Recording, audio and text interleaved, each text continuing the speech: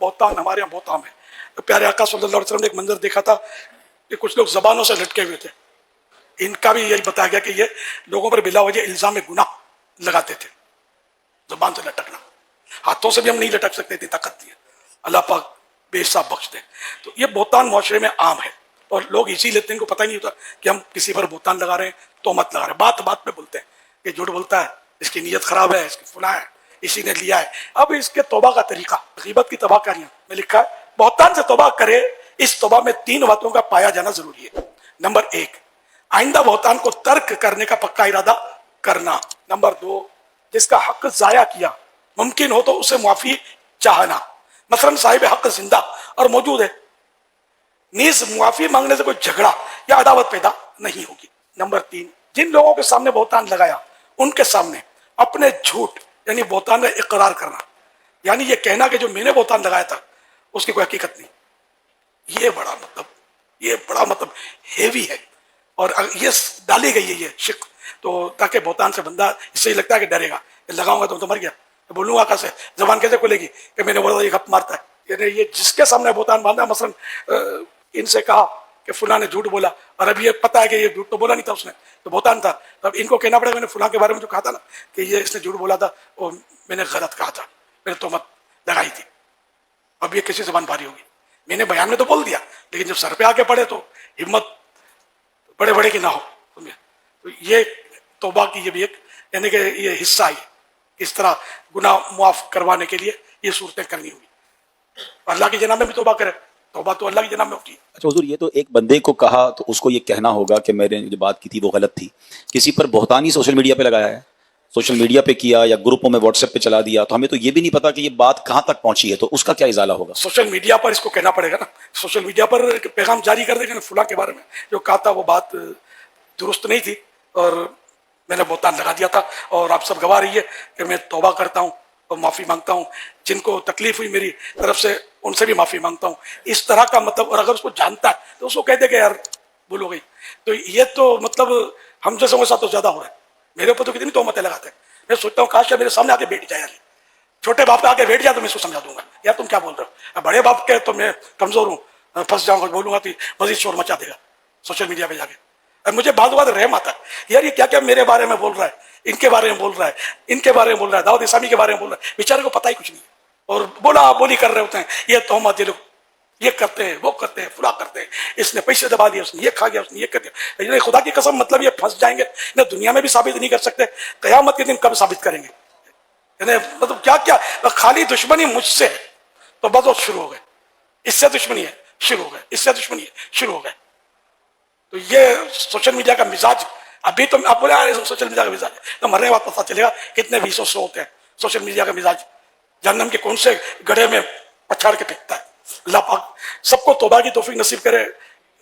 اتنا برا حال ہے, یعنی میری تو ہے نا, میں تو حیرت ہوتی ہے مجھے, یعنی بڑے بعض تو سافٹ انداز میں, نرم انداز میں مخاطب مجھ سے اسے, اور نرم انداز میں عزت کے ساتھ, احترام کے ساتھ فضائل بیان کر کے, سمجھے, پھر یہ غلطی, اس سے ان کو رجوع کر لینا چاہیے, اس سے ان کو مطلب معافی مانگ لینی چاہیے. فلاں یار ساری دنیا میں ڈیگریڈ کرنے کا یہ بھی ایک طریقہ ہے کہ روئی میں لپیٹ لپیٹ کے مارو یار, جیسے کوئی یعنی کہ وہ پانی کو مم کہنے والے بچے کو سمجھا رہے ہیں. ظاہر ہے کہ بھلے کتنا ہی سافٹ ویئر آپ کا, کتنے القاب حضرت علامہ مفتی فلاں چنی چنا سب لگے ہوئے ہیں, لیکن یار یہ طریقہ یہ کون سی کتاب میں لکھا ہو اصلاح کرنے کا یار, کہ اس طرح سب کے سامنے اصلاح کرو, بعد میں پتہ چلے کہ بھائی یہ غلطی تو نہیں تھی. الیاس اگر وضاحت کرتا ہے, میں وضاحتیں نہیں کرتا سوشل میڈیا پر کہ پھنس جانا ہے, جواب تو جواب الجواب, اپنے ہزار کام ہے, اتنا ٹائم نہیں ہوتا کہ ان کے پیچھے لگے اپنے. تو یہ شہرت کی وجہ سے, دین کی خدمت کی وجہ سے بعضوں کو ہوتا ہے ایسا. ایک حدیث پاک یاد آئی, کل ذی نعمت محسود, کہ جس کو اللہ پاک نعمتیں دیتا ہے اس سے حسد کیا جاتا ہے. تو کہیں یہ ہوگا, کہیں غلط فہمی ہوگی, کہیں کچھ, کہیں واقعی اصلاح کا جذبہ ہوتا ہوگا, لیکن طریقہ غلط ہے. جس کی غلطی ہے براہ راست اس کو سمجھایا جائے.